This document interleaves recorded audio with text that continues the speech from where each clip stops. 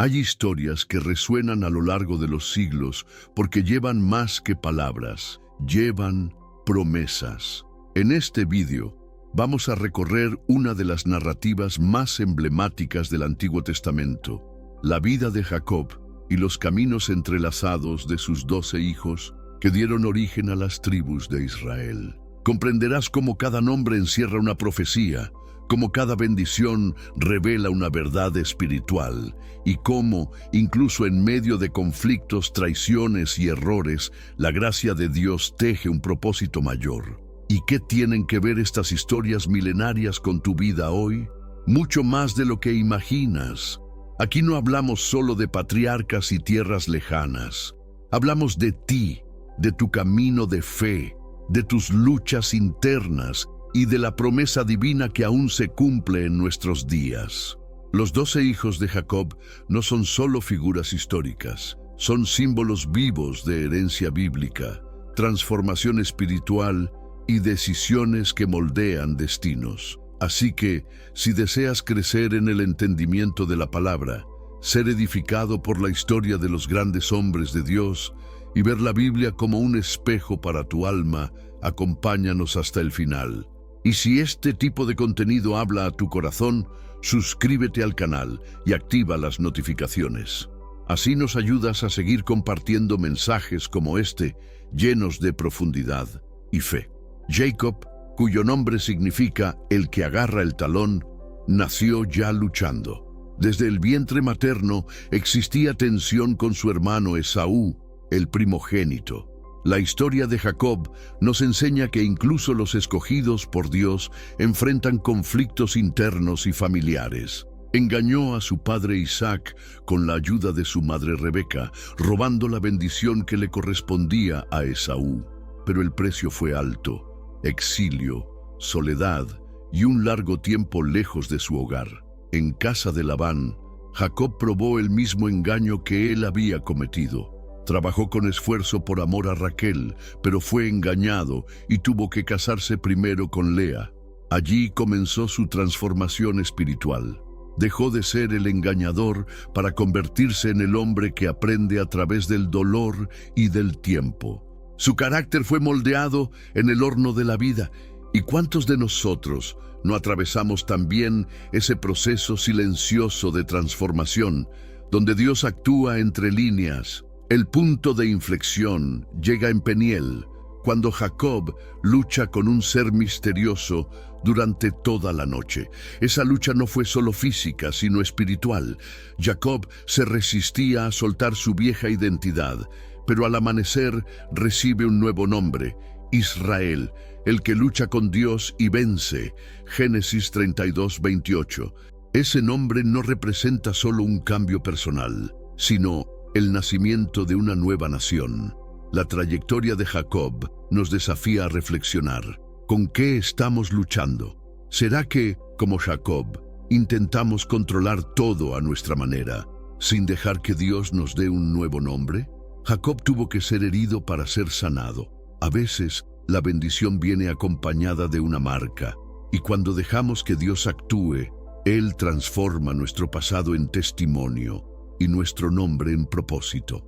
Los 12 hijos de Jacob no nacieron todos de la misma mujer, y eso ya nos muestra que incluso las familias escogidas por Dios enfrentan conflictos internos. Lea, Raquel, Bilhá y Silpá, esposas y concubinas, formaron el tejido humano del que surgieron los patriarcas de las tribus de Israel. Cada hijo nació rodeado de emociones, disputas, esperanzas y promesas, y cada uno lleva consigo un trozo de la identidad espiritual del pueblo escogido. Esos hijos, con sus virtudes y defectos, formaron las 12 tribus de Israel, un número que en la Biblia representa plenitud y orden divino. Dios transformó una familia marcada por envidias, celos y favoritismos en el cimiento de su plan eterno. Eso nos recuerda que Él utiliza personas imperfectas para cumplir propósitos perfectos. Lo que comienza en competencia, termina en destino. Lo que nace en dolor es redimido en gracia. La herencia bíblica que ellos dejaron resuena hasta hoy. Tribus como Judá, de donde vino David y el Mesías, y Leví, de donde salieron los sacerdotes, marcaron profundamente la historia de la salvación. Pero no debemos olvidar que cada tribu tenía un papel único, ya sea en la batalla, en la enseñanza de la ley o en la conducción del pueblo. El cuerpo es uno solo, pero los miembros son muchos. 1 Corintios 12:12.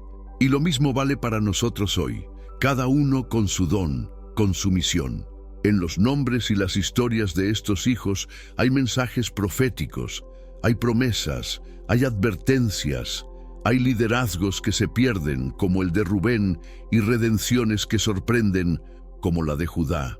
Ellos nos muestran que el pasado no define el futuro y que el plan de Dios no se frustra por nuestras fallas humanas.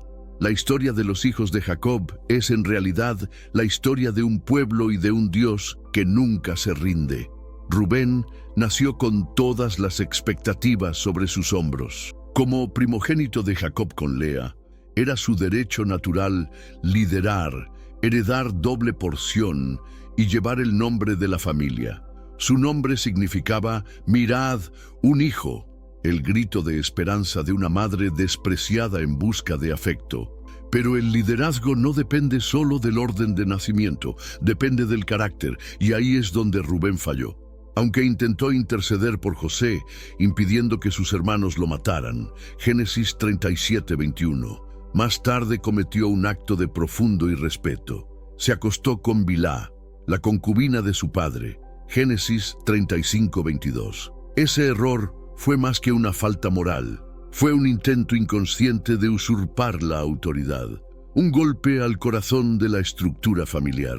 Y Jacob no lo olvidó. Cuando llegó la hora de las bendiciones finales en Génesis 49, Jacob miró a Rubén y le dijo: «Impulsivo como las aguas, ya no serás el primero». Versículo 4. ¡Qué declaración tan dolorosa! Rubén, que tenía fuerza y posición, lo perdió todo por falta de control. Nos enseña que la impulsividad puede arruinar incluso los mayores llamados. El don sin dominio propio se convierte en autodestructivo. ¿Cuántas veces también nosotros tenemos dones, oportunidades, posiciones, pero una decisión precipitada nos aleja de lo que Dios preparó? Rubén es un espejo para nuestra vigilancia espiritual. El Espíritu Santo nos llama al dominio propio. Gálatas 5, 22, 23. Porque, como aprendemos con Rubén, no basta con comenzar bien. Hay que mantenerse fiel, incluso cuando nadie nos ve. Simeón y Leví, hijos de Jacob con Lea, son recordados por uno de los episodios más intensos del Antiguo Testamento. Cuando su hermana Dina fue ultrajada por Siquem, ambos reaccionaron con furia. Engañaron a los hombres de la ciudad, exigiendo la circuncisión como condición para el matrimonio, y en el momento de mayor vulnerabilidad, atacaron con espadas y mataron a todos. Génesis 34. Un acto de venganza disfrazado de justicia. El dolor que sentían era legítimo. El deseo de defender el honor de su hermana era comprensible, pero la manera en que canalizaron ese dolor, con sangre y engaño, manchó a la familia y sembró el miedo entre quienes los rodeaban. Jacob no aplaudió la acción. Al contrario, temió que aquello trajera represalias, y al bendecirlos, dijo: «Maldita sea su ira tan feroz y cruel». Génesis 49:7. ¡Qué contraste con el propósito de paz y alianza de Dios! Esta historia nos enseña que la justicia, cuando se guía solo por la emoción, se vuelve destructiva. ¿Cuántos hoy, en nombre de lo que creen correcto, actúan con dureza y sin misericordia?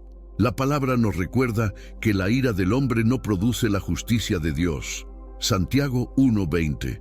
Simeón y Leví no dominaron sus impulsos, y eso les costó la bendición del liderazgo. Sin embargo, la historia de Leví nos sorprende más adelante. Sus descendientes, los levitas, fueron elegidos para servir en el templo como sacerdotes. Dios redirigió esa pasión impetuosa hacia un propósito sagrado. Éxodo 32, 26, 29. Es prueba de que incluso los temperamentos más explosivos pueden ser transformados. Pero todo comienza con rendición.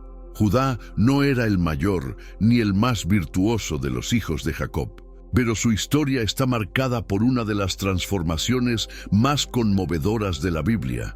Al principio, fue uno de los que vendieron a José como esclavo. De hecho, fue su idea venderlo en lugar de matarlo.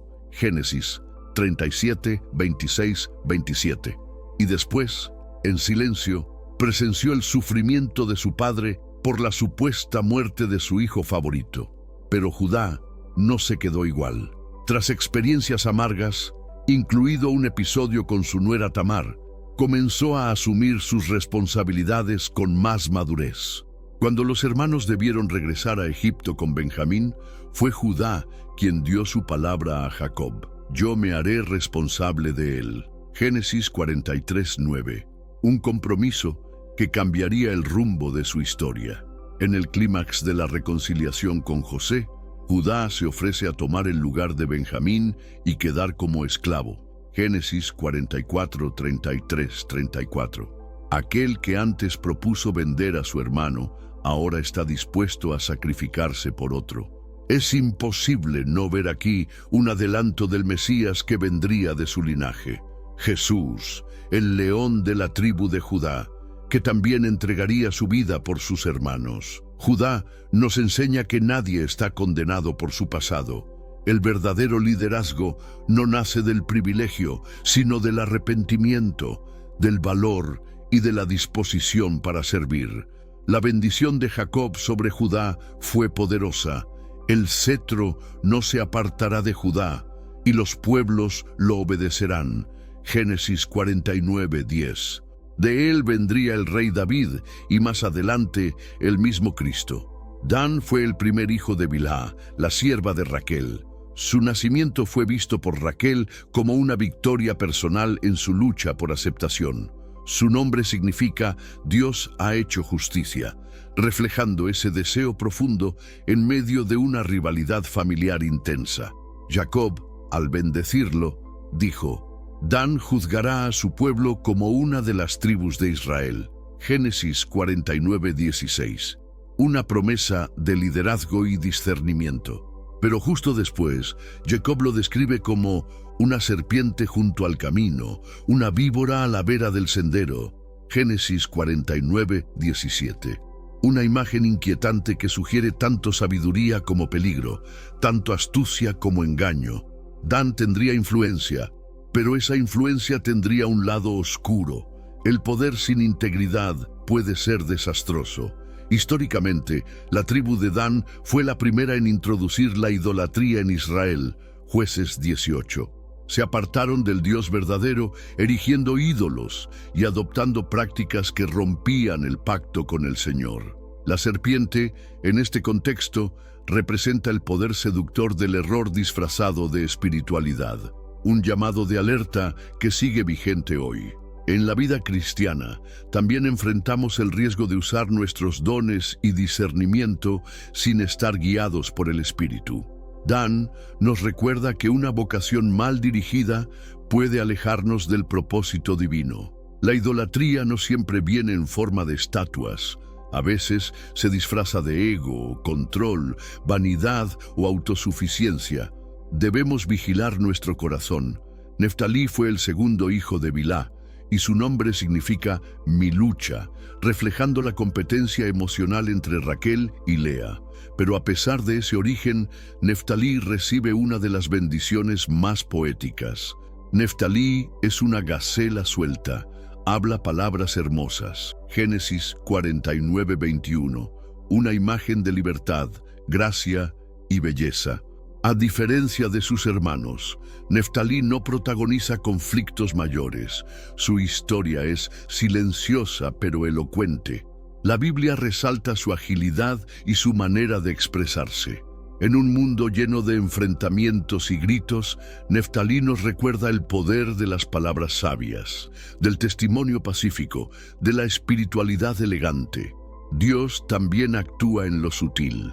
Sus descendientes habitaron una región fértil, junto al mar de Galilea, conocida por su belleza y productividad. Curiosamente, fue justo en esa zona donde Jesús realizó muchos de sus milagros. La tribu de Neftalí, marcada por la paz, se convirtió en escenario de redención. Eso no es coincidencia, es cumplimiento profético. El territorio de gracia preparó el camino para la gracia. Neftalí nos invita a reflexionar. ¿Hemos valorado la suavidad de la fe o nos hemos endurecido con las batallas diarias? Hay un poder divino en la mansedumbre, en la palabra acertada, en el espíritu que corre libre como una gacela. En medio del ruido, Dios aún habla en voz baja y serena. Gad fue el primer hijo de Silpa, sierva de Lea. Su nombre proviene de una expresión de alegría. ¡Qué buena suerte! Génesis 30:11. Pero la bendición que Jacob le da es de tono guerrero. Gad será atacado por un grupo de bandidos, pero los atacará y los vencerá. Génesis 49:19. Gad representa la resistencia, el espíritu combativo ante la adversidad. La tribu de Gad se estableció al este del río Jordán, una región expuesta a ataques, pero no se acobardaron. Se hicieron conocidos como guerreros valientes, listos para defender a su pueblo. Como dice 1 Crónicas 12:8, eran hombres valientes, preparados para la guerra, hábiles con escudo y lanza, con rostros fieros como leones. Una imagen poderosa de valentía sostenida por la fe. Muchos hoy viven en tierras expuestas, enfrentando luchas diarias, en el matrimonio, en el trabajo, en la salud. Gad nos enseña que no es la ausencia de batalla lo que revela nuestro llamado, sino cómo respondemos ante ella. Dios honra a quienes se mantienen firmes, aún en terreno difícil. No se trata solo de atacar, sino de resistir con propósito. Gad también nos recuerda que cada lugar tiene su valor. Él no lideraba como Judá, ni ministraba como Leví, pero su fuerza sostenía al pueblo. En la comunidad cristiana hay espacio para los que protegen en silencio, los constantes que no se rinden, y la bendición de Dios alcanza a quienes siguen de pie, aún bajo presión. Aser fue el segundo hijo de Silpa, y su nombre significa feliz o bendecido. Lea dijo: soy feliz, porque las mujeres me llamarán feliz. Génesis 30:13. A diferencia de otros hermanos cuyos nombres reflejan dolor o competencia, Aser lleva consigo un aire de gratitud y celebración. Su historia nos enseña que también hay bendiciones silenciosas y vidas que glorifican a Dios por la paz que viven. La bendición de Jacob para Aser dice: la comida de Aser será abundante, él proporcionará manjares dignos de un rey. Génesis 49:20. Y Moisés añade: que sea bendecido entre los hijos y que su pie se hunda en aceite. Deuteronomio 33:24. La tribu de Aser ocupó tierras fértiles en la costa del Mediterráneo, conocidas por sus olivares y viñedos, un territorio de provisión. Pero la abundancia de Aser no era solo para él. Las bendiciones apuntan a alguien que comparte, que sirve con generosidad. Nos recuerda el verdadero propósito de la prosperidad. No es para engrandecerse, sino para bendecir. Aser representa a quien entiende que todo lo que recibe viene de Dios y debe ser repartido. Como dice Proverbios 11:25, el alma generosa será prosperada. Quizá tú no tengas hazañas grandes que contar, como una guerra ganada o un liderazgo público, pero si tu vida está llena de gratitud, servicio y generosidad, entonces llevas la herencia de Aser. La verdadera felicidad nace cuando aprendemos a vivir contentos y a compartir con alegría. ¿Y tú? ¿Con cuál de estos hijos de Jacob te identificas hoy?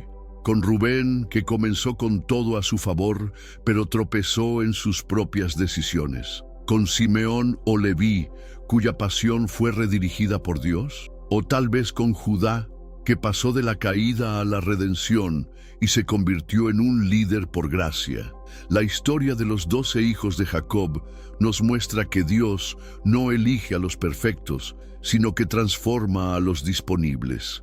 Él escribe esperanza en vidas marcadas por conflicto.